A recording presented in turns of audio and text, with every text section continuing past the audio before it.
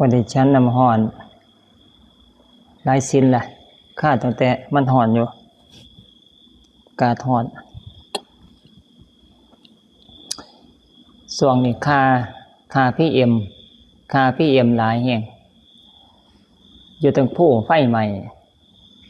ไปแนมเบิงอยู่ว่าใครไปเห็นอยู่ว่าไฟใหม่อยู่ผู้เขาอยู่อันเท่าหลัง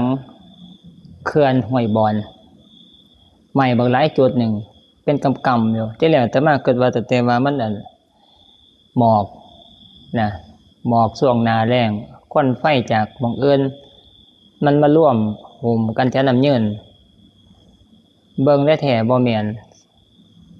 มันใหม่อยู่แถวทางเขื่อนสองอันมาภูเขาแถวบริเวณโดยรอบของเขื่อนห้วยบอนบักหลายหนึ่งบาดมันก็ควันไฟนั่นมันก็มาปกคลุมเมืองน้ำเยินของเฮานะไปเบิ่งหมอโรงพยาบาลอยู่น้ำเยินเขาเจ้า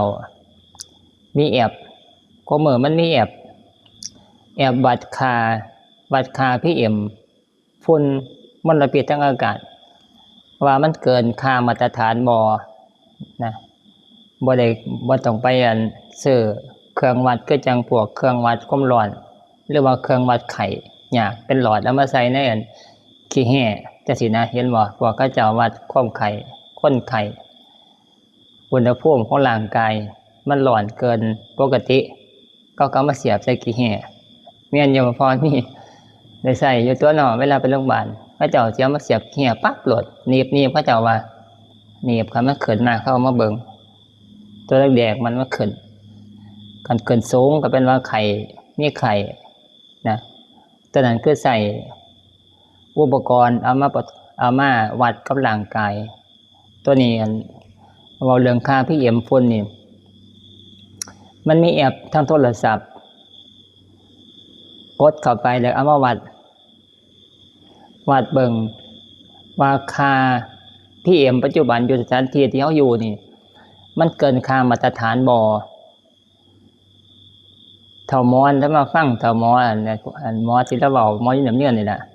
เราวัดเบิ่ง40กว่าค่ามันน่ะอยู่น้ำเยือนน่ะอยู่ในตัวน้ำเยือนน่ะค่ามันปกคลุมยามมื้อเช้ากลางวันนี่คุมมั่วเบิดนะมั่วเพราะว่าฝุ่นไฟนี่มันสิลงไปพุ่นมันลงไปคุมอยู่ในที่ลุ่มที่ต่ำมันก็เลยปกคลุมปิดเฮ็ดให้ทัศนวิสัยบ่ปลอดโปร่งบ่ผ่องใสนะเราวัดเบิ่งแต่มาฟังเราเว้า40กว่านะ40กว่านะปกติมันก็ตามชื่อมันเนาะก็มาลืมนะชื่อมันก็ PM 25ถ้ามันเกิน25นี่เป็นว่ามันเกินค่ามาตรฐานแม่นบ่แม่น้อยแม่นบ่ชื่อมันแนวเฮาใส่เข้ามาชื่อ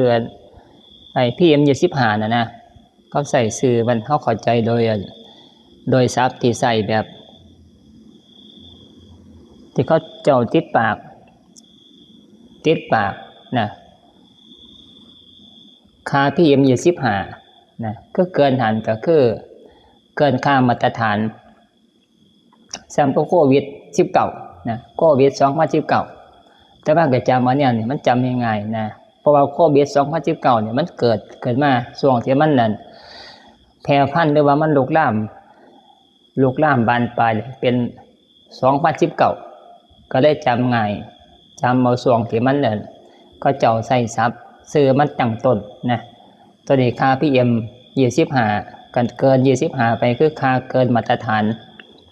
นะมีโอกาสก็ว่าเฮ็ดให้สุขภาพร่างกายของคนที่อาศัยอยู่ในสถานที่นั้นเฮ็ดให้เป็นโรคเป็นภัยเขาว่าใส่หน้ากากว่าซั่นใส่หน้ากากป้องกันผู้ที่เฮ็ดงานกลางแจ้งแต่มาอยู่เทิงผู้ซ้ำผู้พุ่นนี่ใส่ผู้ก็บ่ผิดเด้ผู้เขาที่ว่าตั้งอยู่นี่มันสูงใส่คำว่าผู้อยู่ตรงผู้เวลาลงไปบิณฑบาตถ้ามาก็ใส่คำว่าใส่ศัพท์ที่ว่าลงไปบิณฑบาตนี่เว้าแนวนี่ก็ถูกเพราะว่าผู้เขามันอยู่สูงตัวแนวเห็นตัวเพิ่นน้ำเงินเห็นหน่อยผู้เขาเทือกเขาเห็นว่าเฮือนแม่น้อยไปง่อยเบิ่งอยู่หั่น เสาไฟฟ้าแถวสุดท้ายนั่นแต่มาไปแนมเบิ่งเดืออยู่แนมเบิ่งปลาบอกตัวเรียนโอ้เขาเจ้าปลูกเป็นแถวนี่งามดีของพ่อใหญ่ปองนะเพราะเนี่ยเห็นเบิดเห็นปลาอย่างแต่ว่าปลาอย่างรู้สึกว่ามันใหญ่ขึ้นมาทุกปีอยู่หมองทั้งงานทั้งลมนะสมัยตอนมาอยู่ใหม่ๆก็จำบ่ผิดนั่นแนมอยู่หลังสลาแนมไปเนี่ยไฟแถวเมืองน้ำเยินแถวที่แนมไปเห็นน่ะมันสิเห็นชัดเจนแต่ว่าปัจจุบันเนี่ยเบิ่งเนี่ยมันสิเห็นจิริบ เพราะว่าต้นยางมันสูงขึ้นมามันบังไฟแต่ว่าพื้นที่ดินที่เฮาอยู่ปัจจุบันอยู่คือวัดนี่อยู่นี่มันบ่สูงเกินตามเวลาแต่ว่าต้นไม้ต้นยางปลายต้นยางมันอยู่ทั้งลมแถวอันของมันขอนะแถวหน้าบ้านต่างๆหน้าบ้านไม่น้อยนะแถวนั้นมันสูงขึ้นมาทุกปีสูงขึ้นไปทุกปีนะมันเลยเฮ็ดให้มันบังแสงไฟขึ้นมาเรื่อยๆนะมันก็เลยให้มองแสงไฟนี่เริ่มบ่ค่อยเห็นปานใดบ่ชัดเจนคือจังช่วงปีมาอยู่ที่แรกจังว่าค่า PM เว้าเรื่องค่า PM นะเบิ่งเกี่ยวกับเรื่องสุขอนามัยตมาไปทุดงภาคเหนือหน้านี่ละหน้าหนาวนี่ล่ะช่วงหน้าหนาวนี่ภาคเหนือนี่จุดค่ากูเฮาอีกเด้พวกชาวเขาเผ่าพวกกะเหรี่ยงมักเผารีซ้อก็สิบอกไปแล้วเขาเจ้าก็มักเผาไปทั้งเผ่าน่ะเป็นโซนอยู่นำตามแถวเทือกเขาเขาเจ้าเผาเฮ็ดให้เผาคักอีหลีน่ะไปเห็นจนมีความรู้สึกสลดเกี่ยวกับเรื่องเขาเจ้าเผาป่าเขาเจ้าบ่อนุรักษ์ป่าเลยนะภูเขา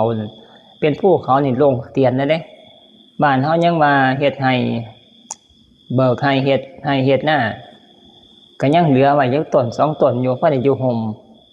แม่นอยู่พอนี่เหลือไว้อยู่บ่สมัยตอนเผาตอนนั้นชาวบุกเบิกเฮ็ดให้แต่มาก็เห็นบ้านเฮาแถวภาคเฮาก็เขาก็จงไว้อยู่2ต้น3ต้นจังซี่นะพอได้อยู่ห่มอยู่เงาพอได้เอาแนวจังซี่นะต้นใดที่เจ้าของมักอยากเอาไว้จังซี่ก็บ่ได้เผาบ่ได้ตัดจนเบิด แถวภาคเหนือเว้ามีน้ำภูเขาหมู่บ้านน้ำภูเขานะพวกเจ้าเผ่าต่างๆอยู่ก็เจ้าบ่ไว้เลยเผาก็เผาอีหลีอีหลอนั่นตัดลงจนเบิดผู้นี่คือเปลี่ยนจุดโปรดเลยนะว่ามันกวนหัวนิดหน่อย บ่จงไว้คือจังอันอีหยังล่ะอันพวกกันรุ่นเก่าๆพวกกันเด็กน้อยรุ่นเก่าเขาเจ้าสิเอาจอมไว้เห็นบ่พวกกุมารเห็นบ่ที่เขาเจ้าเฮ็ดเป็นพวกกุมารทองกุมารหยังต่างๆเห็นเบิ่งอยู่ในเขาเจ้าเฮ็ดเป็นอันนิทานก้อมหรือว่าเฮ็ดพวกเป็นพวกหนังพวกจักรๆวงๆเขาเจ้าสิเหลือจอมไว้อยู่บางหัวนั่นเด็กน้อยก็ดีต้นเก่ามันก็สิเป็นเปียขึ้นมาเป็นอันจอมไว้นะแต่ว่าพวกกันภาคเหนือนี่เขาเจ้าเผาป่านี่เผาเฮ็ดซาวเฮ็ดนี่เขาเจ้าบ่จงมาจักต้นเลยตัดออกแล้วก็เผาอีหลีอีหลอนี่นะแนมไปคือแปลนจังปางเลยผู้นี่สิเป็นถอดไปเลยนะเห็นแต่แปลนเติดเผาแบบบ่ยั้งเลยมานี่ เจ้าหน้าที่บุคลากรกับบ่พอจังซี่นะพื้นที่มันกว้างมันใหญ่น้ำป่าน้ำเขาเขาเจ้าก็ลุกไปเรื่อยๆเผาไปเรื่อยๆบักลงเผาจังซี่นะก็เฮ็ดให้ฝุ่นค่า PM นั่นควันไฟนั่นยามมื้อเช้ามาจนแสบดังแต่ว่าไปปรากฏอยู่ตามวัดที่อยู่น้ำดอยวัดนี่สิมักเป็นตั้งอยู่น้ำบนสันภูบนยอดภูบนสันภูบนยอดภูอยู่น้ำหมู่บ้านกะเลียงบ้างหมู่บ้านเลี้ยซ้อหมู่บ้านพวกไทยใหญ่บ้างนะไปตั้งวัดอยู่กับหมู่บ้านอาศัยหมู่บ้านเป็นหม้องบิณฑบาตฉันในเมื่อไปตั้งวัดอยู่น้ำสถานที่สำนักสงฆ์อยู่สถานที่ที่บนยอดภูบ้านเนี่ยมื้อเช้ามา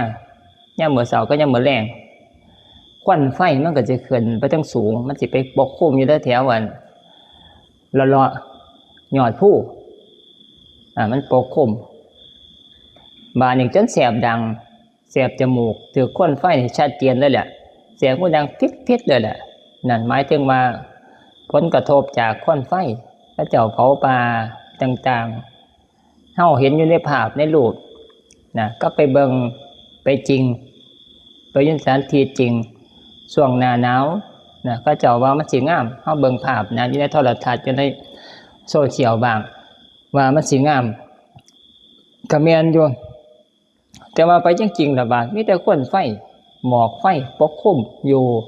นะแสบหูดังนะจมูกนะช่วงหน้าหนาวช่วงเดือนมกราธันวามีนามื้อนี้ล่ะเขาเจ้าเผาทั้งภูทั้งเขาน้ำดอยมันก็ลงมาน้ำแถวตัวจังหวัดตัวอำเภอตัวเมืองเชียงใหม่นะตัวอำเภอนะจอมทองก็เบาไปนะแถวนั้นแถวเมืองเชียงใหม่แถวนั้นนะจะมาไปหาเลาะหาลองหาเบิงหาประสบการณ์ไปเบิงไปเห็นนะเห็นพระเจ้าเผาเนี่ยก็เป็นตะนะเกิดความสลดหดหู่เกี่ยวกับเรื่องต้นไม้เสียดายก็หมายเสียดายต้นไม้นะเขาเจ้าคือจังบ่เกิดว่าอย่างเอาไว้แต่เป็นหัวเป็นเงานะก็เจ้าเกิดว่าบางว่าที่จะเฮ็ดให้ก็หมายนะพอได้เฮ็ดให้ชาวให้เฮ็ดให้ปลูกเขาปลูกทั่วเขียวปลูกข้าวโพดนะพระเจ้าปลูกทั่วเขียวนะปลูกข้าวโพดปลูกหอมบัวหอมเทียมกระเทียมปลูกอยู่ในภูเขาหาทำมาหากินก็เจ้าชาวให้ชาวหน้านะหน้าก็เฮ็ดหน้าน้ำภูเขาเด้ บ่เป็นตาด้วยแฮะแต่ว่าก็เจ้ามีรถแถบทุกเฮือนรถปิกอัพส่วนมากสิเป็นพวก Toyota Vigo นี่แหละแถบทุกเฮือนที่มีรถปิกอัพกระบะอยู่ปิกอัพแล้วก็แคป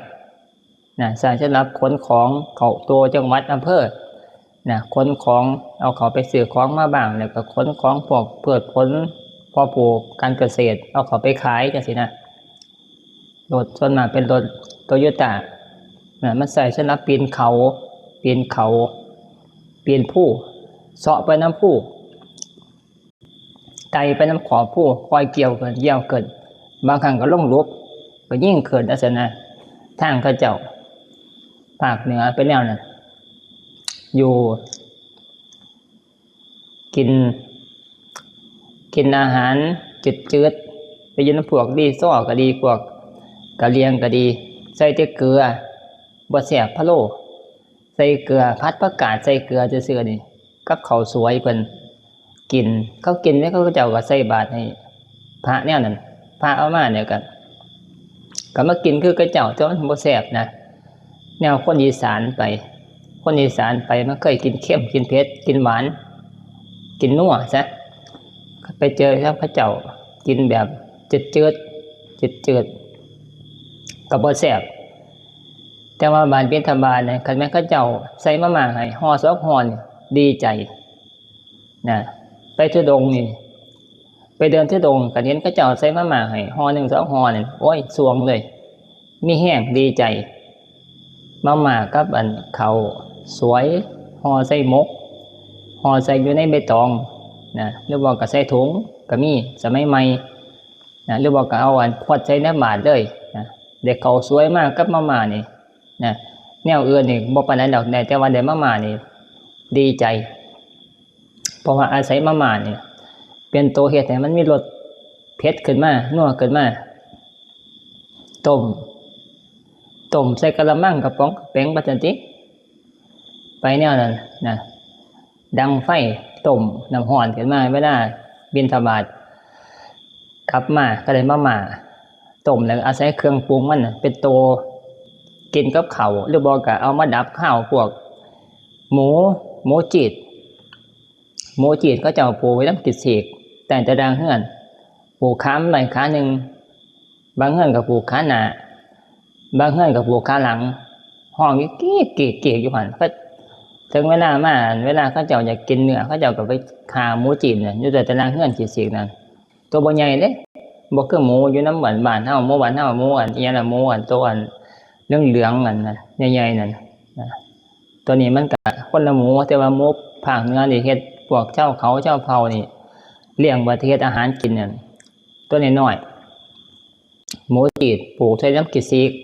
เกี่ยวกิซีกอยู่แต่ตารางเฮือนเมื่อล่างเขาเจ้าสิกินเขาเจ้าก็ไปขานะขาเอามาเห็ดเอามาต้มมาผัดใส่กับผักกาดจืดๆนะว่ามันสิแซ่บบ่แซ่บนะกินเนี่ยนะก็ปล่อยว่างดีกินแบบบ่ต้องติดรสบ่ต้องติดชาติ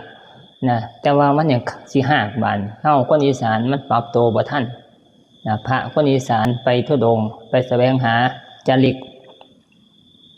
กินบ่แซ่บเอามาม่านั่นล่ะเป็นตัวสดค่ำแล้วก็กินเนื้อหมู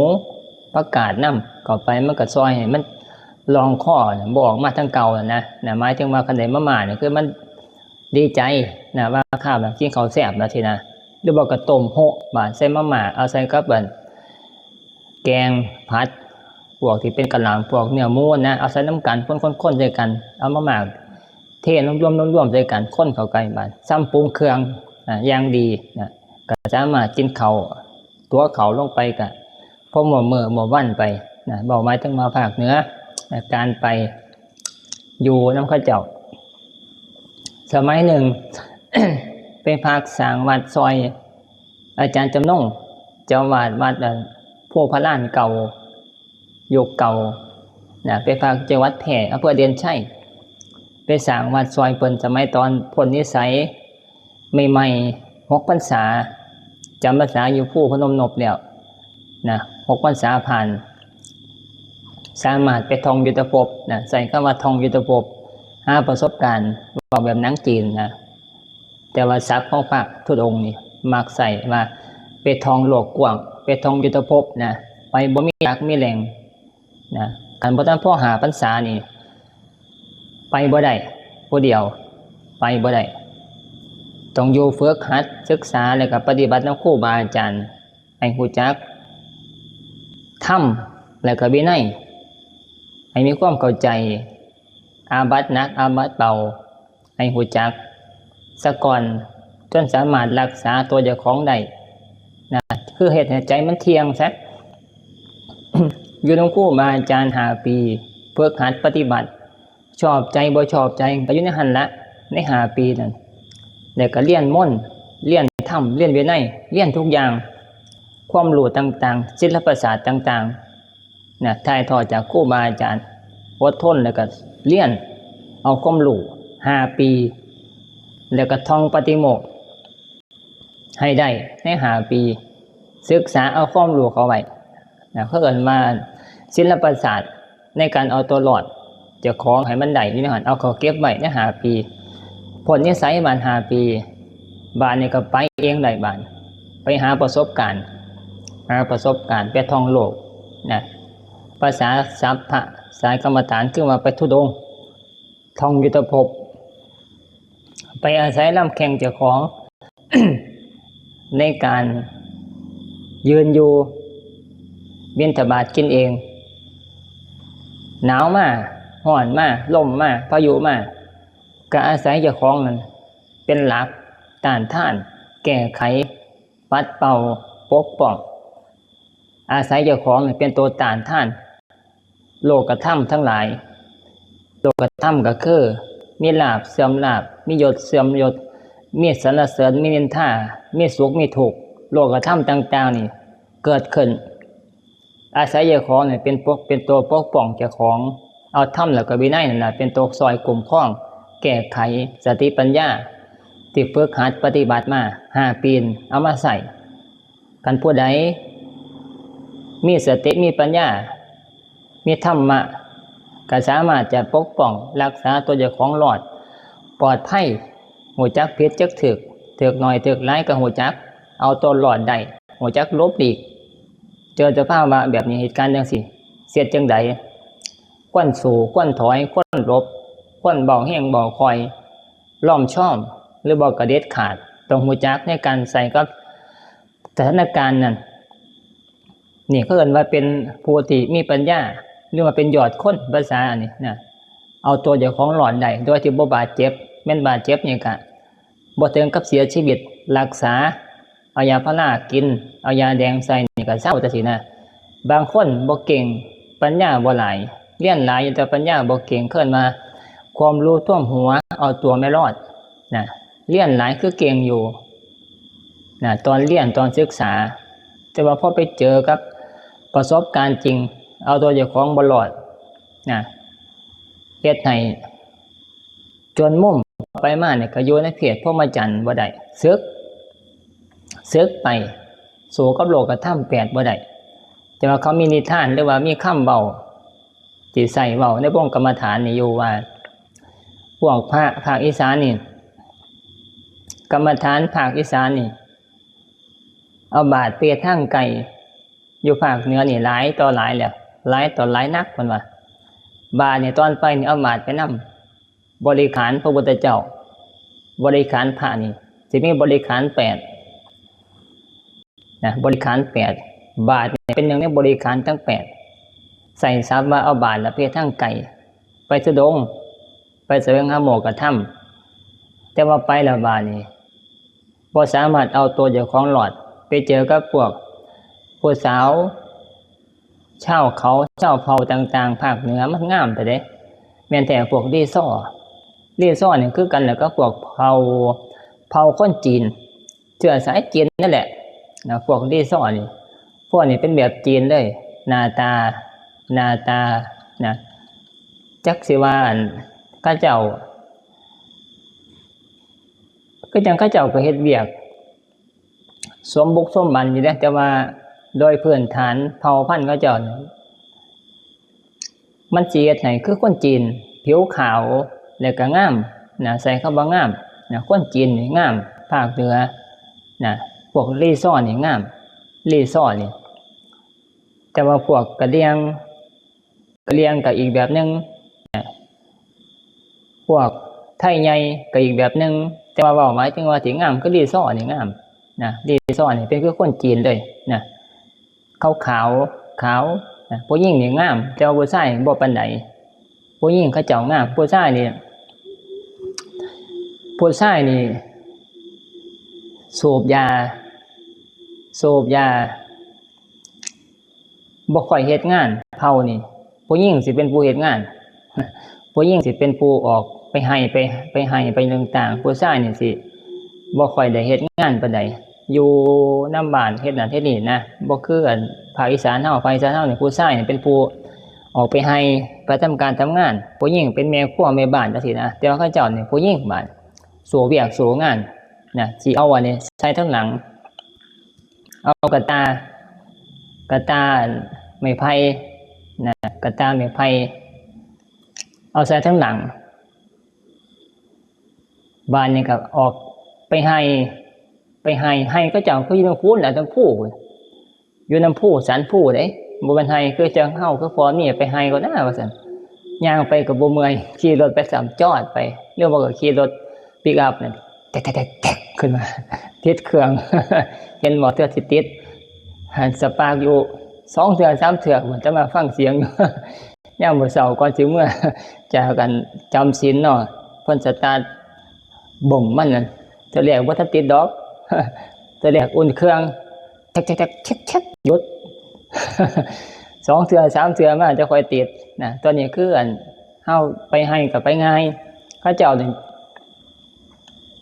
ย่างขึ้นผู้เอากระตาฟ้อนทั้งหลังเกินผู้นะไปให้เขาเจ้าว่าซั่น ย่างเกินผู้ไปเกี่ยวเนี่ยเห็นน่ะก็เมื่อยแล้วนะจะมาไป ไปเบิ่งเขาเจ้าออกไปให้ไปหน้าแต่เช้านะยามมื้อแลงก็กลับเข้ามาเฮือนแบกกระตาทั้งหลังนั่นละไปนะไปหาเห็ดเอาหุ่นบ้างบำรุงบอกต้นบอกตัวเขียวบอกพักบัวบ้างไปเปิดน้ำฮดน้ำเขาเจ้านี่ตายเขาเจ้าต่อแบบมาจากน้ำภูเขาต่อมาจากไกลๆผู้น้อยยังสูงนะต่อไปถอดมาเขาเจ้าเอามาฮดนะฮดพวกกันพักบัวกระเทียมเปิดบริยานเบิดน้ำเย็นช่ำดีปัญญังน้ำเขาเจ้าน้ำผู้ช่ำจนหนาวพุ่นละแถวภาคเหนือบ้านเนี่ยพวกพระ พระธุดงค์วิทยายุทธบอกแกกะบอกหัวจักพิจารณากรรมฐานหาที่อุปชาให้เกสาโลมานะคะท่านตาตะโจนะกรรมฐานหาเป็น กรรมฐานที่อุปชฌาย์นี่เอาให้ตอนบวชเห็นบ่เน้นเนี่ย เน้นไปบวชบ่นี่กรรมฐานอุปชฌาย์ก็ให้กรรมฐานหาอย่างนะเอามาใส่ในการพิจารณารักษาตัวเจ้าของให้มีความเจริญในธรรมหรือบอกการรักษาตัวเจ้าของให้รอดกรรมฐานหาพิจารณาอยู่เนื่องนิดเกสาโลมานาคาทันตาตะโจเกสาก็คือผมโลมาก็คือขนเกสาโลมานาขานี่คือเล็บเกสาโลมานาขาทันตาคือฟันตะโจนี่หนังกรรมฐานหาอย่างผมขนเล็บฟันหนังหาอย่างเอามาพิจารณาอยู่เนื่องๆให้เห็นเป็นของบ่น่าสวยบ่งามเป็นของที่สกปรกเป็นของที่บ่น่าดูเกสาผมจังซี่นะมันพิจารณาอยู่เนื่องๆเห็นเป็นของบ่สะอาดของบ่สวยบ่งามก็จะคลายความยึดมั่นถือมั่นในรูปลักษณ์ของบุคคลผู้หญิงผู้ชายทั้งของตนเองและของผู้อื่นจังซี่มันก็สามารถจะบ่ยึดมั่นบ่ติดในรูปเสียงกลิ่นรสจนเกินไปแม้นสิบ่ได้บรรลุธรรมแต่ว่ามันก็ยังมีความคิดในใจอยู่ว่าผมขนเล็บฟันหนังนี่เป็นของที่บ่สวยบ่งามแม่นหลงอยู่ก็ได้สติขึ้นไว้จังซี่นะพิจารณาเบิ่ง เว้าก็ที่ว่าเว้าเนาะแต่มาฟังเทศน์ต้องผู้ใดนอ ฟังสดนี่แหละ ฟังของหลวงพ่ออเนกตอนนั้นฟังเทศน์หลวงพ่ออเนกเว้าสายพระพงษ์เฮานี่นะรุ่นเก่าๆรุ่นสมัยตั้งแต่ที่เพิ่นนั่นก่อนที่จะได้บวชก็บ่บวชใหม่ๆน่ะนะเพิ่นเทศน์เว้าประวัติเพิ่นสมัยตั้งแต่บวชแล้วก็หลวงปู่ชาพุ่นนะสมัยรุ่นเก่ากันจำผิดหลวงพ่ออเนกนี่แหละหลวงพ่ออเนกอยู่วัดไสงามนะ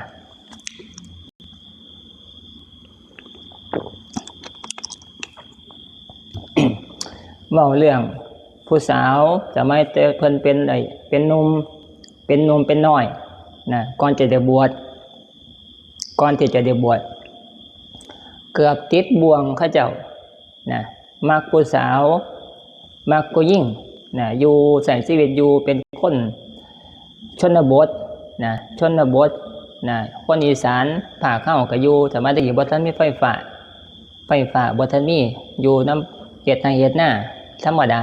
ชนบทปลายแดนเลี้ยงงัวเลี้ยงควายจังซี่นะเป็นบ่ตามที่แบบที่ประวัติของคนเหลี่ยมน่ะวัดหลวงพ่อพงษ์นั่นแหละอยู่คล้ายๆประมาณนั้นนั่นแหละสมัยรุ่นเก่ามักผู้สาวแต่ว่าเพิ่นนี่มีบุญ บุญของเก่ามันมีตัวเอามาตัดความงามของผู้สาวของผู้หญิงกษัตริย์ก็สิแม่นหลงไปเอาเขาเจ้าเป็นเมียก็บ่สามารถจะออกบวชได้ที่ไปที่มาก็คือเห็นผู้สาวแล้วมักผู้สาวเห็นผู้สาวแล้วก็มักผู้สาวบานี่เคยได้ฟังกรรมฐานอ่านหนังสือได้ฟังเทศน์มาว่าผู้หญิงบ่สวยบ่งามจังซี่นะแต่ว่าเจ้าของเขายังมักอยู่จังซี่นะมักบานี่ในเมื่อมักแล้วบานี่ใจนึงบานี่ก็อยากบวชบานี่ความหมายใจนึงอยากบวชใจนึงเห็นผู้สาวงามก็เกิดมาไปเอามีครอบมีครัวซะก่อนบ่นอจังซี่นะจะค่อยบวชนั่นแต่ว่าใจนึงก็คือเวลามันอายุมันสิฮอดเวลาบวช20ปีต้องบวชก่อนสมัยแต่เก่านี่นะบวชให้พ่อให้แม่ก่อนก็ว่าไปใจนึงก็คืออยากบวชฮอดเวลาสิจะบวชอีกใจนึงบาดก็พ่อผู้สาวพ่องามพอดีพร้อมกับตอนที่จะออกบวชนะตอนนั้นบ่ทันได้บวชบานจิตใจนอนหลับกับเคลื่อนทอดใจผู้หญิงผู้สาวผู้นั้นละติดใจติดตาเป็นนิมิตเลยแต่ว่าใจนึงอยากออกบวชมันขัดกันสองใจเนี่ยอยู่ในผู้เดียวแต่ว่าบานในเมื่อบานนี่ในเมื่อมันสิสู่เอาไปมาเนี่ยกับร่างของธรรมะเนี่ยที่ขึ้นว่าจะออกบวชเนี่ยมันสิสู่ว่าจะเอาเมียบ่ได้ก็เลยหาอุบายได้ฟังเทศน์มาก่อนศึกษาตำรามาก่อนจังซี่นะแนวอยากบวชก็ศึกษาตำรามาก่อนแล้วก็ฟังเทศน์ครูบาอาจารย์สมัยรุ่นเก่าจังซี่มาก่อนบาดนี้ก็น นะนำเบิ่งอันนั้นพยายามเอากรรมฐานเนี่ยมาใส่ในการพิจารณาเพื่อว่าที่จะละความติดใจในผู้หญิงผู้นั้นจังซี่นะบาดนี้ก็ในเมื่อสิมาเบิ่งแบบว่าผมขนเล็บฟันหนังมานั่งคิดแบบเพื่อจะนั่งคิดธรรมดาจังซี่นะมโนหรือว่าคิดเอาเองนี่มันบ่ลงปรงใจของจริงคือจิตน่ะบ่เห็นตามความจริงที่พิจารณาตามธรรมบาดเนี่ยก็เลยต้องใช้อุบายที่มันหนักขึ้นกว่าหั่น บาดนี่ยังมื้อเช้าสมัยเก่ามันบ่มีห้องน้ำบ่มีแต่กี้เวลาเช้าเขาเจ้าก็สิเข้าป่าไปหาทายจังซี่นะบาดนี่เพิ่นก็ได้อุบายบาดไปจอบเบิ่งถ้ามันไปทายมันคืองามแท้จังซี่นะไปเข้าห้องน้ำไปทายอยู่น้ำป่านะมันย่างออกจากป่ามันก็ย่างลงกดมันไปเบิ่งขี้มันบาดนะไปเบิ่งบาดเนี่ยมันก็บ่งามนี่ละตัวมันน่ะผู้สาวที่เอามามันงามจังซี่นะขี้มันจังซี่มันก็บ่งามนะก็เป็นแนวแล้วก็เอาไปเอามันจังซี่มันก็สิเป็นแนวนี้ละนะเป็นอันของสกปรกน่าเกลียดแนวนี้นี่บาดนี่ไปเบิ่งขี้เขาเจ้าเบิ่งขี้ผู้สาวนะที่แรกเบิ่งโตมันน่ะนะงามมาพิจารณาผมขนเล็บฟันหนังนี่บ่ลงใจละบ่ได้ความชอบใจความติดใจนั่นนะบ่สามารถจะโปร่งว่างได้นะใส่ไม้เด็ดคือว่านี่แหละนะไปเบิ่งขี้มันของแท้นะบ่ต้องไปพิจารณายากไปเบิ่งของแท้เลยนะไปเบิ่งแล้วบาดจะค่อยยอมรับใจค่อยยอมรับนะโปร่งลงได้ปล่อยวางความสวยความงามนั้นได้นะจะค่อยหันมาสู่ธรรมะนะคันไปหลงไปติดอยู่หั่นเนี่ยก็ไปไสบ่ได้นะก็เลยสิบ่ได้ออกบวชนะก็เลยบ่ได้กรรมฐานนี่นะตัวนี้ล่ะตัวกรรมฐานคือขี้ผู้สาวนี่ล่ะพิจารณาเห็นเป็นของบ่สวยบ่งามไปจอบให้มันทายแล้วซะก่อนมันออกมาจากหั่นแล้วก็ย่างเข้าไปเบิ่งมันนะไปเบิ่งหมอมันทายนะนี่บานจะค่อยปล่อยได้ของแท้นะบานจะค่อยได้ตัดสินใจโดยความแน่วแน่ได้ออกบวชบานจะค่อยได้ปฏิบัติจะค่อยสามารถอยู่ได้ปฏิบัติธรรมแล้วก็มีธรรมะแล้วก็สามารถอยู่ได้คำควรพุทธศาสนาเนี่ยก็อยู่ได้หอกก็เหมือนนะแต่มาเคยฟังเทศมันหลวงพ่ออันนี้ดีละก็จำบ่ผิดนะสมัยนึงหลวงพ่อเหลื่อมเพิ่นเทศให้จังซี่น่ะสักอย่างแต่มาเคยฟังอยู่โดนแล้วแต่บวชใหม่ๆฟังแล้วก็เกิดจากหัวอยู่คักแห่งครูบาอาจารย์รุ่นเก่าสินะต้องปานนั้นแล้วยังก็สิอยู่ได้ปฏิบัตินะเฮ็ดนะจะค่อยสิอยู่ได้นี่หมายถึงว่าการพิจารณาผมขนเล็บฟันหนังนะเป็นกรรมฐานเป็นสุดยอดกรรมฐานนะในการบวชเข้ามาด้วยแม้แต่ผู้ที่หวังความเจริญในพุทธศาสนาอยากรู้ธรรมปฏิบัติธรรมเห็นธรรมนะต้องอาศัยกรรมฐานหาอย่างนี่เป็นตัวพิจารณาอยู่เนืองๆเฮ็ดให้ใจเขาเกิดความถอนความยึดมั่นถือมั่นในรูปร่างกายนะแต่ของตนด้วยของเพื่อนด้วยนะจะคอยว่างจิตเป็นกลางคอยสิสามารถที่จะเห็นธรรมะนะเข้าไปได้เรื่อยๆนะกรรมฐานหายานี่นะสามารถจะบรรลุธรรมได้นะถึงการสุดยอดเป็นพระอรหันต์ก็ได้นะพิจารณาให้มีความเข้าใจในการคลายความยึดมั่นถือมั่นคลายความกำหนัดนะในส่วนนี้สามารถจะเข้าถึงธรรมะได้ตัวนี้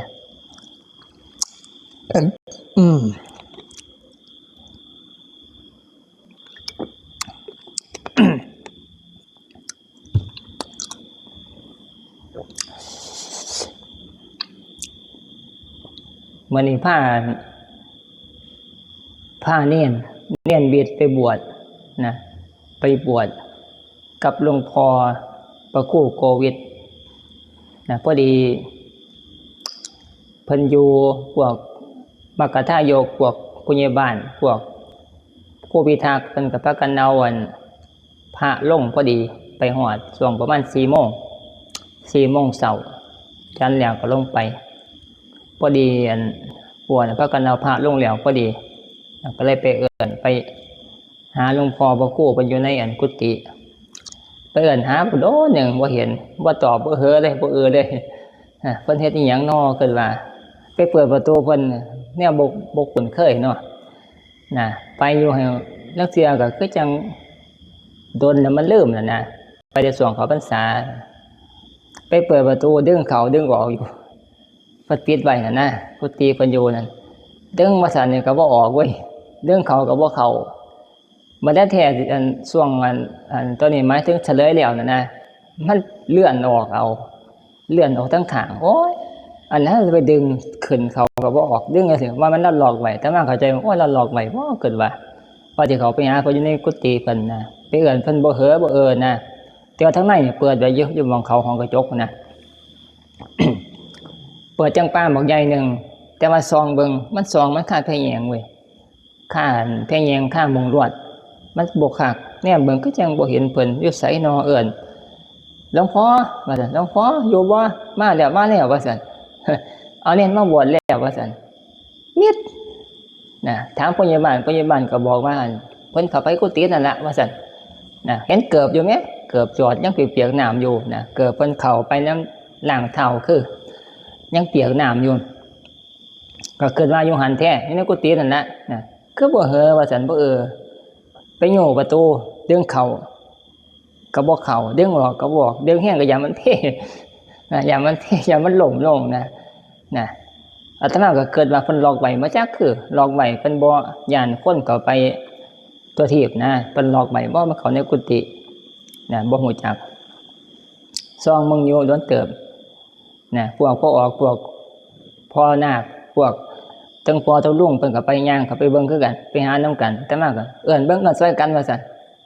เอิ้นก็บ่เหอนิดอิ่มซิมบ่ได้หยังนอคือว่าบ่โดน1บาทประมาณ20นาทีอยู่ดอกเจ้าค่อยย่างออกมาจากทางในมุมมืดทางในอยู่ในห้องกระจกนั่นออกมาเจ้าค่อยฮู้จักว่าเพิ่นอยู่นะออกมาก็คุยกันคุยถามเพิ่นถามหันถามนี่เพิ่นเติบเพิ่นออกมาแล้วก็นั่งคุยเพิ่นคุ้มเพิ่นนั่งอยู่ทางในเพิ่นว่าเพิ่นสิฝากใบแนวธรรมเฮามาทำไปนำแล้วพอดีแต่เพิ่นว่าเจ้าค่อยบ่ต้องไปยากบ่ต้องไปส่งยากเพราะว่า น้ำมันแพงนะเพิ่นว่าพอดีแล้วมาพอดีแล้วก็เจ้าค่อยสิได้ฝากนักธรรมตรีนักธรรมเอกของวัดธรรมไปให้เพิ่นนำจังซี่นะก็เว้าคุยกับเพิ่นนะแต่มาก็อยู่ทางนอกคุยกับเพิ่นเพิ่นก็นั่งทางในนะคุยกันโดนเติบแต่มาก็เกิดว่าเพิ่นคือบอกมาเนาะนะก็ยังนั่งคุยบอกกันเฉยอยู่ทางในประตูก็บ่เปิดให้เขาสินะมันแต่มาย่างไปโดนเติบย่างคุยกันโดนเติบเด้คุยกันอยู่อันทางในทางนอก2องค์นะคุยกันมาก็สงสัยเพิ่นคือบ่เปิดประตูให้เขาไปนอกกันสิเขาไปคุยยังคุยกันผ่านอันประตูผ่านอันแพกกระแยงอยู่นะแต่มาก็ไปเปิดประตูใหม่ลองไปดึงมันดึงทักขังแก้ออกเอ้ามันบ่ได้ล็อกตัวนี้ว่าซั่นว่าแท้เจ้าของบ่ฮู้จักนะไปดึงขึ้นมาแต่ได้มาเพิ่นคือบ่เปิดประตูบ่อันคายล็อกให้นอขึ้นว่ามาแท้เจ้าของอันสูตรบ่ถูกท่าไปดึงออกมาปั๊บมันก็เลื่อนออกมาโอ้เจ้าค่อยฮู้จักนะตามจริงเพิ่นบ่ได้ล็อกตั้งแต่ที่แรกพุ่นบ่ได้ลอกดอกเพียงแต่เพิ่นงับไว้ซื่อๆนะเปิดก็ไปยังค่อยไปนั่งคุยกับเพิ่นไปเอาอัน ใบนักธรรมเอกนักธรรมตรีนักธรรมตรีนี่4ใบนักธรรมเอกนี่6ใบของวัดธรรมสอบได้มีแต่ของวัดธรรมนะสอบได้ปีบางหันนี่นะของครูบอกไปนักธรรมตรีเดี๋ยวเวลาต่อมาเดี๋ยวสิขอสิเอาให้เล่าเบิ่งนะเป็นของที่ ประทับใจเรียกว่าเป็นของผลงานในการบวชนะพรรษาหนึ่งให้ไปสอบทรงแม่เสือก็ไปสอบนักธรรมตรีสอบได้ของคู่บ่เสียเหลี่ยมบ่เสียเสือคู่ไข่โยได้กันสอบบ่ได้นำเขาที่สิเสียเหลี่ยมเฮียเป็นทั้งครูเป็นทั้งอาจารย์สอบนักธรรมตรีตกนี่โอ้ยบ่ผ่านเด้อแต่ว่าใครอยู่เท่าใดในใบประกาศมาเรียบร้อยใบประกาศภาษาของอันนี้พวกเขาเจ้าอันเรียนจบม.6 ปริญญาตรีนะก็ต้องได้ใบประกาศนียบัตรรับรองโดยกระทรวงศึกษาธิการให้ผู้นั้นผู้นี้มอบจนนั่นคือเป็นผลสำเร็จแต่ก็มีหลักฐานตัวนี้คือกันเป็นใบประกาศหลักฐานจากสำนักพุทธศาสนาประทับตาด้วยธรรมจักรอย่างดีนะลงนามรับรองอย่างดีนายนี่รัฐมนตรีว่าการเอียงก็เว้าไปนะลงประทับถูกต้องนะเป็นใบประกาศนียบัตรรับรองมาผู้นี้สอบผ่านนักธรรมตรีนะเอาครูบอกกันได้เรียบร้อยนะส่วน2คนน่ะ2นาง 2ทิศนั่น บ่ได้ไปสอบม.1ไปสอบอยู่ ไปสอบว่าเป็นนางอยู่เป็นหมู่กับหลวงพ่อซื่อๆดอกว่าซั่นเอ้าเป็นนางเป็นหมู่กับหลวงพ่อซื่อๆไปห้องสอบอยู่ไปนั่งอยู่ในห้องสอบบ่เขียนหยังเลยโอ้ยเงินคือกันเนี่ยก็มีเว้ยแต่ว่าเพิ่นจะเห็นนะ บวชมาได้กี่ก็บ่เคยเห็นนะหมายถึงว่านะปกติเขาบ่ไปสอบเขาเจ้าก็บ่ไปนะกันไปก็คือได้สอบนะสอบบ่ได้สอบตกก็อีกเรื่องนึง หมอนี่ไปเนี่ยไปนั่งในห้องสอบจะรู้อยู่เขาสอบก็นั่งนโมเขาเจ้าฟ้องเขาเจ้านั่งเวลาเขาเจ้าเลิกบ่าย 3-4 โมงก็เลิกนโมบ่เขียนหยังเลย มันเวลาครูบอกถามตอนนั้นเป็นหลวงพี่หลวงพ่อนะเอาท่านคือบ่เขียนเฮ้ยผมได้แล้วผมมาเป็นหมู่หลวงพ่อจะซื้อได้ยังว่าซั่นโอ้ยบอกเนี่ยนี่ผมมาเป็นหมู่ญาติหลวงพ่อบ่มีหมู่เด้ผมมานำหลวงพ่อซื้อว่าเว้าเนี่ยนี่เวลาหลวงพ่อบอกนะถามนะตอบมาแนวนี่หลวงพ่อแล้วโอ้ยท่านผมใหญ่ปานนี้ผมจนจบราชการจบเป็นครูจนเกษียณแล้วผมบ่ได้หมู่ให้คนมาเป็นหมู่ผมดอกก็ท่านบ่มาสอบผมมาท่านมาสอบจังซี่ความหมายนั่นนะหลวงพ่อแล้วเว้านะโอ้ยผมบ่คิดว่าแต่สิมาสอบนำกันอันบ่แม่นนะเสียมันเป็นหมู่ผมจะได้ว่าซั่นเพิ่นเว้าตอนนั้นนะกลับมาแล้วได้สอบเพิ่นเว้าสู่ฟังนะผมใหญ่ปานนี้จนมีลูกบ่หลายคนนึงผมสิให้ท่านมาเป็นหมู่ผมอยู่บ่ถึงจะบอกสินะบอกว่าแต่ว่าคือจักหัวนำเรานะหมายถึงว่ามันมีหลายแบบคนนะพ่อคนเนี่ยใช้ชีวิตอยู่กับคนนะมันสิมีหลายรูปแบบนะหลายรูปแบบนะสิ่งบ่เคยเห็นก็เห็นนะซ้ำกับเฮานี่นะเฮาเห็นเฮาบ่เคยเห็นนั่นคนนั่นไปต่อคิวเติมน้ำมัน ประเทศน้ำเยื่อนนี่นะเว้าประเทศน้ำเยื่อนนี่ล่ะนะบ่เคยว่าสิมีสิเห็นแนวนี่นะไปต่อคิวเติมน้ำมันว่าซั่นช่วงบ่หันนี่ไปต่อตั้งแต่พุ่นบ่ทันแจ้งพุ่นไปเข้าคิวรอคิวเติมน้ำมันตั้งแต่ตี 5 ตี 4พุ่นแหมปั๊มน้ำมันปตทปั๊มน้ำมันพี่ที่นะไปต่อคิวบ้านรถน้ำมันสิมาพุ่น 4 โมงเช้าพุ่นไหนว่าธรรมดาเด้นะบ้านน้ำเยื่อนเฮาเอาเพิ่นน้ำเยื่อนเฮานี่นะน้ำกวนเฮานำนะเบิ่งแต่มาเบิ่งอยู่บ่โอ้ยคักแฮะสมัย จักสิว่าสมัยใหม่สมัยเก่าก็บ่จักหมายถึงว่าบ่เกิดมาสิเคยเห็นเคยพอแนวนี้นะสิไปหาลัดต่อคิวซื้อน้ำมันจะมันหายากปานนี้นะถ้าคิวต่างๆอย่างที่ผ่านมานะยิงกันก็เห็นล่ะลูกปืนลอยข้ามหัวข้ามหางมาก็เห็นล่ะนะหมาเลียน พูดยังจำได้อยู่หมาเลียนพาบามันมาเขายิงกันตุ้มแล่นตาสวน สวนว่ายิงใหม่ๆนะมันยังเตือนบ่ทันคักมันบ่ได้ชินเลียนทะลุมาจากนี่ละหลังสนามมาออกมานี่ดันนี่ออกมานี่จากว่ามันใส่ออกมาทางนี่นะแล่นบูปลามันออกมาแต่มาติบิณฑบาตพอดีแนมเบิ่งนั่งอยู่หลังสนามกำลังเฮ็ดหยังอยู่เอิ้นบ่ฮู้จักเข้าเลยเด้บ่ฮู้ซ่าเลยมันบ่ฮู้ซ่าว่าคนสิเอิ้นคนสิหายคนสิตีมเลยเด้คนสิไล่สิเอาหยังต่างๆมันบ่ได้เกิดเป็นห่วงบ้านสถานที่นี่มีเจ้าของอยู่กันเข้าไปเวลามีการหรือว่าเข้าไปเพื่อนที่มันมีคนอยู่มีหมาเตือนอยู่สิมันสิย้านปกติคันจะพามาที่ปกติก็สิเป็นแนวนั้นนะก็สิระวังบ่กล้าเข้าอันนี้บ่แล้วเรียนพาประมาณมาเนี่ยบ่ฮู้สร้างคนเลยสิมีคนอยู่หน่อยอยู่แล้วก็สร้างกูสิเรียนอย่างเดียวนะเรียนแต่มาเอิ้นบ่เหอเลยสวัดไปพุ่นเข้าป่ายางกับม่ำไปเลยนะเรียนความเร็วคงโตความเร็วเนี่ยคงที่นะบ่ได้พรเนี่ยบางอย่างเลยมุดไปเลยเอิ้นไปบ่ซ่าเลยนะสวดปุ๊ดไปเลยเสียงปืนมันดังนะนี่หมามันตื่นลูกปืนนะแล่นหูมดหลวมไปย่าน แต่ว่าก็สิว่าไปแล้วช่วงเขายิงกันว่าหั่นนี่หมามันสิซอกตายอยู่เนาะมันยังบ่มีคนสำรวจเนาะบ่มีโรงพยาบาลบ่มีหมอสำรวจคือคนมาคนนี่ยังบ่ได้รู้จักอยู่ว่าสถิติผู้ที่อพยพแล้วก็หัวใจล้มเหลวหัวใจวายตายเนี่ยก็คืออยู่มาตะโมนี่นะเห็นบ่ที่ไปเผาอยู่ทางอื่นที่เป็นข่าวที่บ้านนะไปเสิร์ชพวกมีหน้ามีตามาก็เสียค่าซ่องค่าแห่งบักหลายนึงแบกตัวทุนบักหลายนึงนะจนนี่เป็นหนี้เป็นสินนะตอนนั้นที่เขาจะออกข่าวอยู่นะพวกมันมีพวกเจ้าหน้าที่เขามากำกับแต่ว่าบ่ได้ซอยเงินเขาแต่ว่าให้เขาเจ้าโจกเงินนั่นนะก็ต้องเฮ็ดตามนะไปเสิร์ชเพิ่นพอดีมาเนี่ยเป็นข่าวมาเดี๋ยวเขาเจ้าเว้าตัวนี้นี่หมายถึงว่า คนมันมีจัดสถิติหรือว่าจำนวนบุคลากรที่เสียชีวิตจาก สงครามมันมีนะแต่ว่าหมาพวกเมาเรื่องหมานี่แหละแต่ว่าข้วยนี่มีล่ะข้วยกับง่วนี่เห็นแล้วมีนะช็อกตาย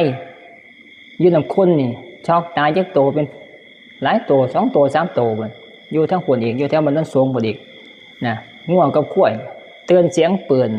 ช็อกตายนะช็อกตายเตือนเสียงปืนนะหลายโตนะตามที่เบิ่งข่าว เบิ่งข่าวเห็นเขาเจ้าออกนะอยู่ในอันนี้อยู่ในเฟซเบิ่งนะแต่ว่าบ่ดอกทีวีดอกนะเมื่อสิมีอยู่มาจากงัวควายนี่มีแท้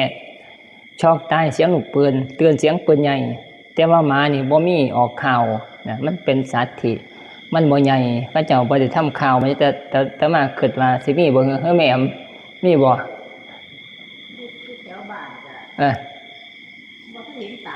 บ่จ้ะเห็นตาย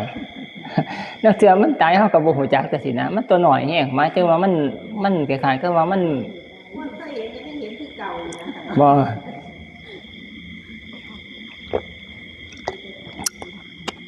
หรือว่ามันอาจจะมีภูมิต้านทานที่มันแข็งแรงกว่างัวควายเนาะ งัวควายมันเตือนแล้วมันดิ้นมันเฮ็ดให้เชือกผูกคอมันนำแน่บ่จะคือตายตัวนั้นแต่ว่าหมานี่คือมันอาจจะเตือนมันแล่นแต่ว่ามันก็บ่ถึงกับตายถ้าบ่แล่นตกน้ำสร้างขึ้นบ่ได้ค่อยตาย นั่นหมายถึงว่าเฮาในสิ่งที่บ่เคยเห็นก็เห็นนะในส่วนนั้นนะจังว่าเว้าหมายถึงว่าการไปหาผ้านาคเป็นเณรไปบวชนะไปบวชนะบวชเป็นเณรใครอยู่แล้วทองได้หัดทองอุกาสะหัดทองศีล10 ข้อถือว่าจำได้ถือว่าบ่ได้บอกนะสอนให้ทองเอาใบให้ทองให้มันได้ติดปากจะค่อยไปบวชนะบางมองพระเจ้าบ่ฝึกกัน พระเจ้าบ่ฝึกบ่หัดกันไปบวชแล้วก็อุปชฌาย์นี่บอกเบิดทุกโตตั้งนะโมก็จนได้ตั้งนะโมนำกันอุปชฌาย์นะโมก็นะโมนะตัสสะก็ค่อยตัสสะจังซี่นะวนก็ขี้หายโพดนะมันบ่บอกบ่สอนกันบ่สมกับมาอยากบวชจังซี่นะบางครั้งก็อยากบวชอยู่แต่ว่าบ่สนใจเกิดว่ามันสิบวชง่ายๆนะบ่ท่องแล้วแต่ก็บ่มีผู้สอนบ่มีผู้บอกบ่มีครูบ่มีอาจารย์จังซี่นะก็เฮ็ดให้บ่ท่องบ่ได้มนต์คือกันนี่ใครอยู่นะสายปฏิบัตินี่ก็คือตัวนี้เป็นพื้นฐานของที่เป็นครูบาอาจารย์ต้องบอกต้องสอนให้ได้ให้เป็นอย่าไปบวชแบบลวกๆนะบวชลวกๆก็คือค่ามัน ค่ามันคือจังบ่มีนะค่ามันคือน้อยแท้จังซี่นะค่ามันจะเริ่มต้นนี่ก็คือค่ามันน้อยแต่ค่าความเป็นคนความคิดว่าอยากเป็นนาคอยากบวชนี่นะเบิ่งแต่ที่แรกก็มันทรงมันคือเป็นตะลิบลีแท้นะแต่ว่าบาดเนี่ยการสามารถท่องได้เองนะท่องได้เองก็ว่าได้นะมันก็คือแต่ที่แรกพุ่นพอมีสมัยได้กินให้อุปชฌาย์บอกอยู่ว่านะโมอยู่หั่นอยู่บ่ฮะคือกันอยู่บ่บอกคือกันโอ้จะพูดแล้วอยู่บ่ได้มันบ่คือแต่ที่แรกนะมันบ่เข้มแข็งแต่ที่แรกนะมันก็ต้องอะไรได้มันก็ต้องคือแต่ที่แรกพุ่นแต่เริ่มไปบวชพุ่นเด้นะอยากบวชศรัทธาอยากบวชนะกระท่องเองให้มันได้ค้ำบวชเจ้าของเป็นของเจ้าของก็ค่าค้ำเจ้าของขอบวชนะขอศีลก็เจ้าของขอศีลเองนะค้ำขอศีลนะเสียผู้บัญชาผ้าขอจะได้นะเจ้าของเป็นผู้จะไปขอศีลไปบวชนะเจ้าของก็ต้องเป็นผู้ขอนะขอนะอุกาสะอามะพันเตนะก็เว้าไปนะอุกาสะขอศีลศีลานิเทตเมพันเตจังซี่นะก็จำไปขอศีลขอบวชก็อุปชฌาย์ ก็สมกับเจตนานะเจตนาแล้วก็ความหมายนะความรับผิดชอบเบื้องต้นนะเป็นนิมิตหมายในเบื้องต้นในการเจริญในเพศของนักบวชนะมันก็คือย้อนกลับไปนะสมมติว่าเฮาบวชไปได้2 เดือน 3 เดือนปี2 ปี 3 ปีก็ว่าไป เกิดย้อนกลับมาเนี่ยก็เห็นว่าเจ้าของบวชเห็นเพื่อนเขาเจ้าไปท่องนะโมขออุกาสะขอศีลนะอุปชฌาย์เนี่ยไปบอกนะอุปชฌาย์เนี่ยมาเกิดตั้งเจ้าของเนี่ยว่าเจ้าของเนี่ยท่องได้เองติดปากบ่ได้ไปเว้าแบบขี้ห้ายจังซี่นะเฮาก็มีความภูมิใจนะภูมิใจว่าเจ้าของนี่แต่ว่าได้ท่องได้บ่ได้ไปเฮ็ดขี้ห้ายแบบก็จังเห็นเป็นตัวอย่างจังซี่นะเฮาก็ภูมิใจนี่เห็นแล้วเนี่ยเกิดเนี่ยเจ้าของว่าเฮ็ดได้ก็ภูมิใจ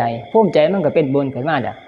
เกิดเห็นว่าเจ้าของเฮ็ดได้ก็มีกำลังใจเกิดมาว่าบ่ขี้ห้ายปานนั้นจังซี่นะเฮาได้เฮ็ดได้ปฏิบัติได้ท่องจังซี่นะเป็นเบื้องต้นของบุญเกิดขึ้นยืนยันในตัวเจ้าของเบื้องต้นบ่ได้ไปอาศัยผู้อื่นในการที่จะเข้าบวชจังซี่นะเป็นบุญเบื้องต้นต่อไปบาดมันก็จะปฏิบัติศึกษาปริยัติแล้วก็ปฏิบัติมันก็จะค่อยเจริญขึ้นไปเป็นเบื้องต้นเป็นนิมิตเบื้องต้นก็หมายนี่นะ ไปบวช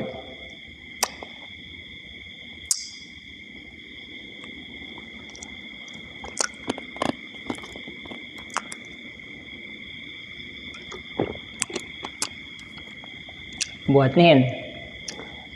ไปซะก่อนสร้างมีบุญถ้าไม่ได้บวชพระเว้าเรื่องบวชเน้นซะก่อนพอได้หัดบิณฑบาตกินเองบิณฑบาตฉันเองฝึกหัด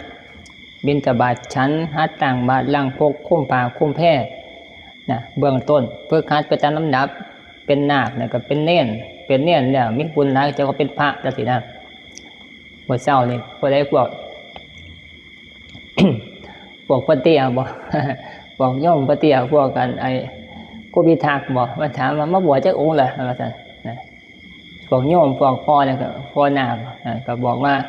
มาผู้เดียวนี่ล่ะมาบวชเน้นว่าซั่นเน้นโอ้ยเน้นบ่นี่เห็นหน้าพวกปกติเขาเจ้าสิคิดว่าเน้นมันต้องอายุบ่ถึง20จังซี่นะแต่ว่านี่เน้นมันเบิ่งหน้าแล้วมันรุ่นใหญ่แฮงรุ่นเฒ่าแฮงนะ พระเจ้าก็เลยโอ้ยตกใจตกใจโอ้ยเน้นบ่นี่ว่าซั่นโอ้ยว่าซั่นตกใจบ่เคยเห็นเน้นใหญ่บวชเป็นเน้นซะก่อนฝึกหัดปฏิบัติซะก่อนบวชพระนั้นบ่ยากดอกความหมายมันบ่ยากแต่ว่าการอยู่นั่นอยู่ได้อยู่ปฏิบัติประสิทธิ์ธรรมน่ะตอนนั้นมันยากจะว่าต้องมีการฝึกหัดซะก่อนเบื้องต้นคือวัดบ่พงวัดปานาชาติเนี่ย เขาเจ้ามีบุคลากรอยู่หลายเขาเจ้าบ่ได้ง้อใส่คำว่าบ่ได้ง้อซะเขาสามารถตั้งมาตรฐานในระดับที่สูงระดับที่ดีเขาเจ้าตั้งมาตรฐานไว้เป็นผ้าขาวนี่เป็นผ้าขาวต้องอยู่ปีนึงเป็นอย่างน้อยจะค่อยสิบวชให้เขาเจ้าตั้งไว้แนวนี้นะฝึกหัดเป็นขาวซะก่อนอยู่ปฏิบัติอุปถัมภ์อุปถากครูบาอาจารย์ฝึกหัดล้างกระโถนล้างบาตรครูบาอาจารย์ถึงเวลาเพิ่นก็ผ้าฝึกหัดตัดจีวรไว้เตรียมบวชแต่ว่าคือกำหนดในรอบ1 ปี 1 ปีซะก่อนให้เป็นขาว1 ปีจะค่อยสิบวชให้เป็นการทดสอบกำลังใจทดสอบความศรัทธาทดสอบความเพียรว่าอยากบวชจริงบ่เพิ่นบ่เอาว่าบวชแบบว่ามาเป็นบางครั้งมื้อนี้มื้ออื่นก็บวชจังซี่บ่เอาแนวนี้เพิ่นบ่เอาเนี่ยคันเอาเนี่ยคือมันคุณภาพมันต่ำแฮงต่ำแฮงบวชแล้วคราวเดียวก็เฝ้าศึกเอาไปมากก็เลยผ่าเหลืองเอาซ้ำเอาไปอีหยังล่ะเอาไปห่มข้าวเดียวนี่ห่มข้าวเดียวแล้วกับสละทิ่ม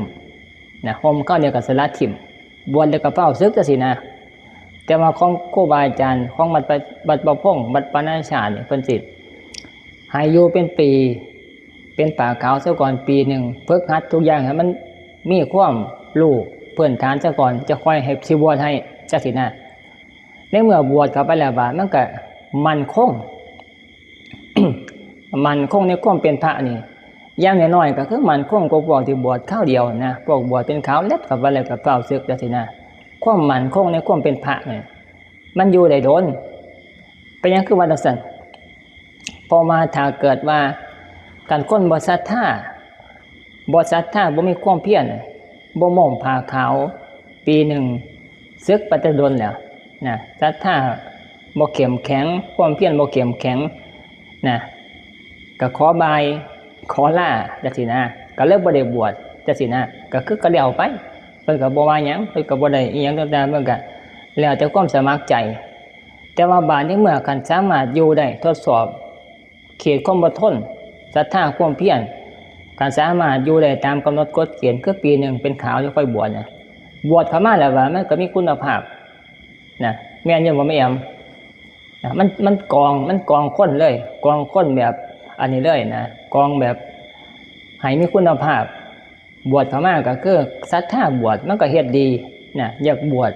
ในเมื่อบวชเป็นพระแล้วบาดเขาก็ตั้งใจเพราะว่ามันเทื่อสิบวชนี่มันบวชยากแฮงนะคือย้อนหลังไปเนี่ยก็เสียดายในเมื่อบวชเข้ามาแล้วก็ ก็อยู่ปฏิบัติให้มันดีศาสนาโอกาสในการจะมีคุณภาพดีขึ้นไปยิ่งเป็นพระที่มีคุณธรรมมีธรรมต่างๆนะอย่างน้อยก็คือมีศีลนี่แหละนะอยู่หมั่นอยู่ยืนไปนะมันก็มีโอกาสสูงนะสูงนะเพราะว่าการบวชมันบวชด้วยความทดสอบศรัทธาแล้วก็ความเพียรต่างๆนะอยู่มันก็สามารถอดทนต่างๆต่ออารมณ์ต่ออุปสรรคต่างๆได้ดีนะตัวนี้บอกมาถึงว่านะวัดครูบาอาจารย์วัดใหญ่เพิ่นนะเพิ่นก็เฮ็ดแนวนั้นนะผู้อยู่ได้มันก็มีคุณภาพมีคุณภาพนะหมายถึงว่าคุณภาพความแข็งแรงความหนักแน่นต่างๆมีคุณภาพนะตัวนั้นมันก็โอกาสในการจะมีพระดีนะก็มีสูงจังซี่นะ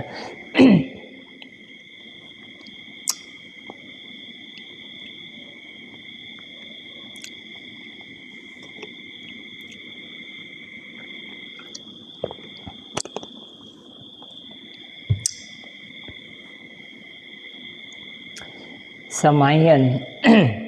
สมัยตะกี้นั่นข้างสมัยตะกี้เนี่ยข้าเจ้าบ่ได้บวชกำหนดว่าต้องเป็นอุปัชฌาย์ผู้นั้นผู้นี้เด้บวชเป้าตามสมัยครั้งพุทธกาลข้าเจ้าสิบวชเริ่มต้นในเทื่อเนี่ยพระพุทธเจ้าบวชให้นะบวชให้ บวชให้ผู้ใดอยากบวชก็ไปขอพระพุทธเจ้าว่าข้าพเจ้าอยากบวชปฏิบัติธรรมนะพระพุทธเจ้าเพิ่นก็มองเห็นมาผู้นี้มีศรัทธามีบารมีมีศรัทธาเพิ่นก็บวชให้โดยวาจาเพิ่นเพิ่นว่าเอหิภิกขุปสัมปทาเธอจงเป็นภิกษุมาเถิดธรรมเรากล่าวดีแล้วจงประพฤติพรหมจรรย์เพื่อทำที่สุดแห่งทุกข์โดยชอบเถิดเพิ่นประทานว่าจาแค่นี้ละก็สามารถบวชให้คนเป็นพระได้นะวิธีการบวชข้างสมัยพุทธกาลข้างสมัยที่พระพุทธเจ้ายังมีชีวิตอยู่หรือว่าเผยแผ่พุทธศาสนาเบื้องต้นบวชด้วยเอหิภิกขุปสัมปทาด้วยว่าจาของพระพุทธเจ้าที่แรกก็บวชได้แล้วนี่นะการบวชเป็นพระในพุทธศาสนา ต่อมาแล้วบาดนี้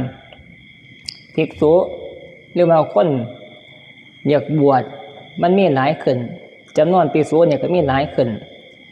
สิให้พระพุทธเจ้าไปเว้าประทานโอวาทในการบวชคือเอหิภิกขุปสัมปทานี่ก็บ่ไหวผู้เดียวเนี่ยก็บวชบ่ไหวก็ต้องกระจาย กระจายอำนาจหรือว่ากระจายสิทธิ์ให้แก่ภิกษุสงฆ์ในการบวชซอยนะให้ภิกษุสงฆ์ที่มีพรรษาหลายประมาณ10 ปี10 พรรษาสามารถจะบวชกุลบุตรลูกหลานได้10 ปีเท่านั้น10 ปีนี่เป็นพระเถระแล้วสามารถบวชในกุลบุตรลูกหลานได้โดยการเข้าถึงไตรสรณคมนะหัวจักจะบ่ไตรสรณคมยินบ่แม่หัวจักบ่ว่าไตรสรณคมนั่นแหละคือพระพุทธพระธรรมพระสงฆ์โดยการเปล่งวาจา3ใส่คำว่า3อีหยังล่ะเห็นบ่ตอนแต่มาพระสมทานบ่เจ้านี่พุทธังสรณังคัจฉามิ ข้าพเจ้าขอถึงพระพุทธเจ้าเป็นสรณะธัมมังสรณังคัจฉามิข้าพเจ้าถือพระธรรมเป็นสรณะ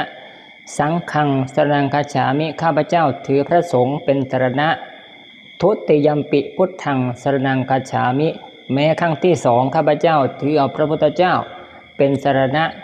ทุติยัมปิธัมมังสรณังคัจฉามิข้าพเจ้าถือเอาพระธรรมเป็นสรณะทุติยัมปิสังฆังสรณังคัจฉามิแม้ครั้งที่สองข้าพเจ้าถือเอาพระสงฆ์เป็นสรณะตัวที่ได้สองตติยัมปิพุทธังสรณังคัจฉามิแม้ครั้งที่สามข้าพเจ้าถือเอาพระพุทธเจ้าเป็นสรณะ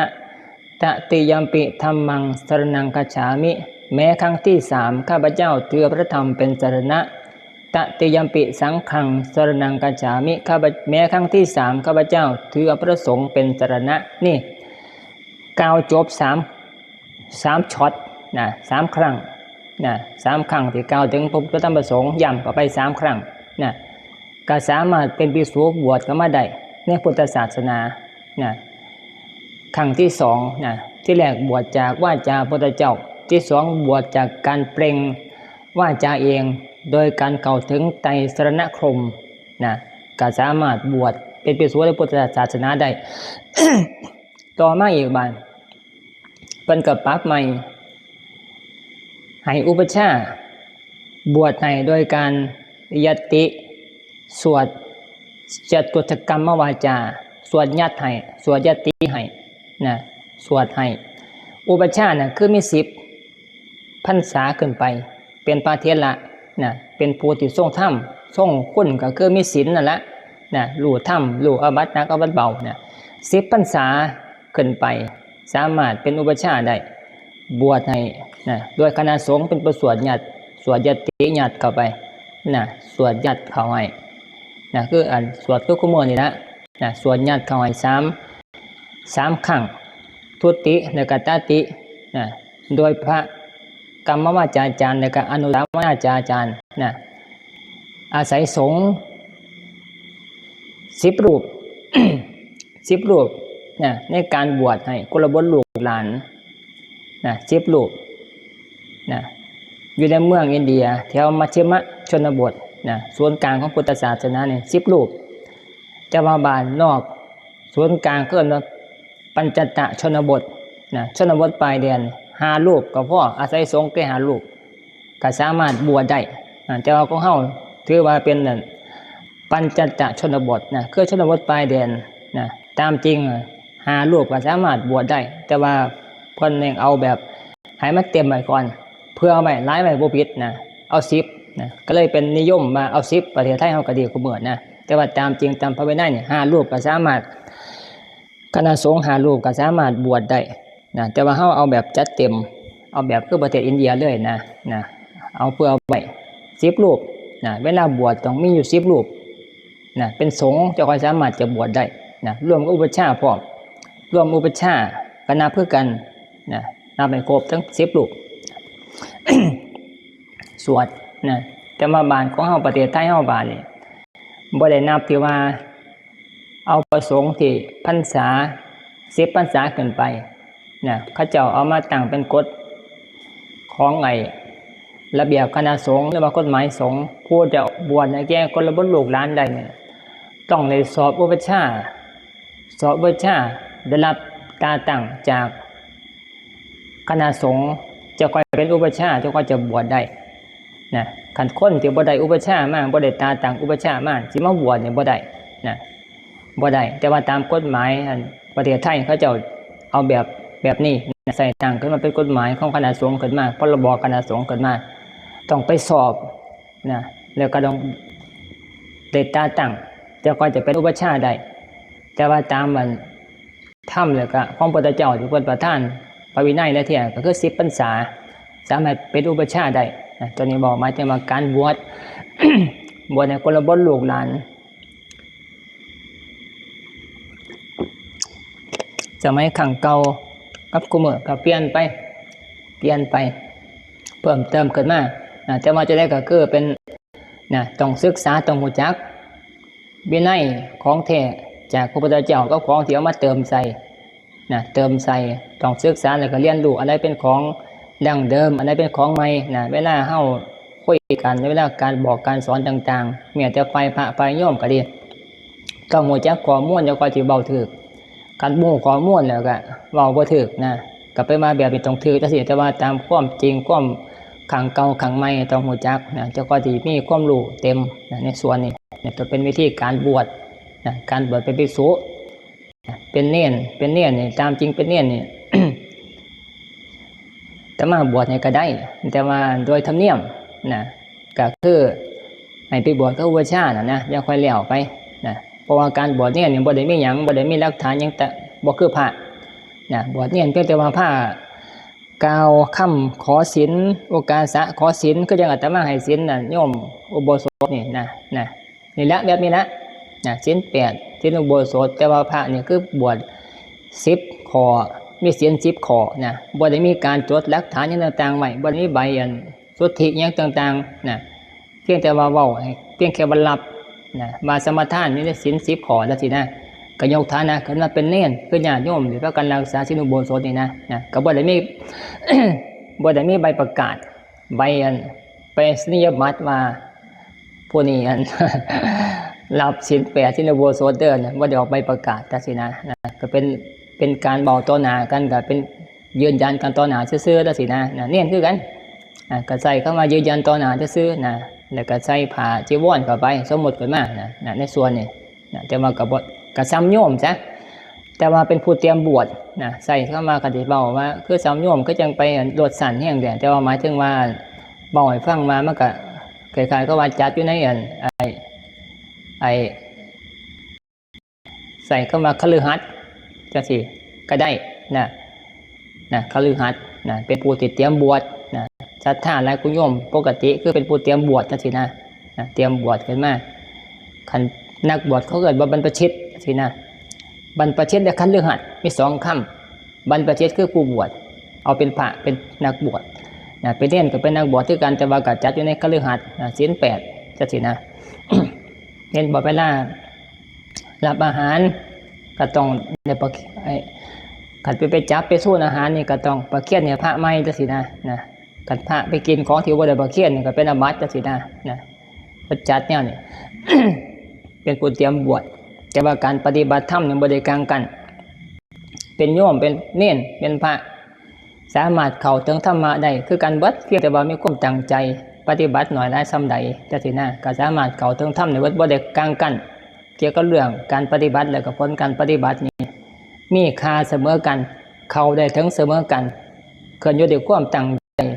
ศรัทธาและก็ปฏิบัติถูกต้องก็สามารถเข้าถึงได้ธรรมะพุทธเจ้าในส่วนนี้บ่ได้เกี่ยวกับว่าเป็นโยมเป็นซี่บ่ได้ต้องบวชหรือว่าบ่บวชเป็นคนธรรมดาปฏิบัติก็ได้เป็นนักบวชเป็นชี่เป็นผู้ถือศีล8ศีล5ก็สามารถจะเข้าถึงได้เป็นนักบวชเป็นพระเป็นเณรก็สามารถเข้าถึงได้การปฏิบัติถูกต้องถูกทางและเข้าถึงมีความเพียรก็สามารถเข้าถึงได้ศีลสมาธิปัญญาเข้าถึงในบุคคลตัวนี้เกี่ยวกับเรื่องการเข้าถึงธรรมะตัวที่เว้าหมายถึงว่าเรื่องของอันนี้เรื่องของการเข้าถึงธรรม3 ทุ่มครึ่งก็สิสมควรพ่อไปบ่ได้เว้าเรื่องผีสู่ปะโลนฟังจอดแล้วถ้าอย่าเว้าเถอะผู้จะฟังก็จะฟังอยู่ฟังเป็นเรื่องของอัน